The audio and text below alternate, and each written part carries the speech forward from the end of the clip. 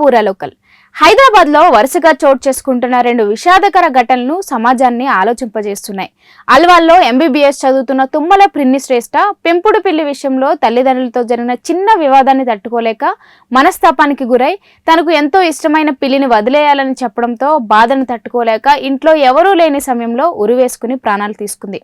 అదేవిధంగా మీర్పేట పరిధిలోని బడంగ్పేట్కు చెందిన బీఎస్సీ విద్యార్థిని హిమబిందు తనకు ఎంతో ఇష్టమైన పెంపుడు పిల్లి మరణాన్ని జీర్ణించుకోలేక తీవ్ర నిర్ణయం తీసుకుంది.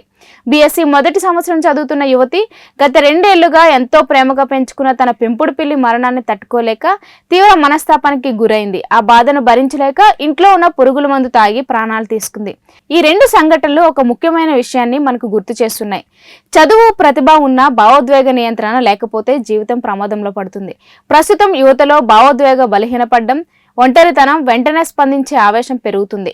చిన్న సమస్య కూడా పెద్దగా అనిపించి తీవ్ర నిర్ణయాలకు దారితీస్తుంది. ఇలాంటి సమయంలో మనసులో బాధ ఉన్నప్పుడు దాన్ని దాచుకోకుండా తల్లిదండ్రులు లేదా స్నేహితులతో పంచుకోవాలి.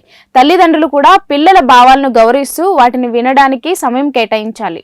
ఇవి ఇప్పటి వరకున్న అప్డేట్స్. మరిన్ని అప్డేట్స్ కోసం చూస్తూనే ఉండండి పూరా లోకల్.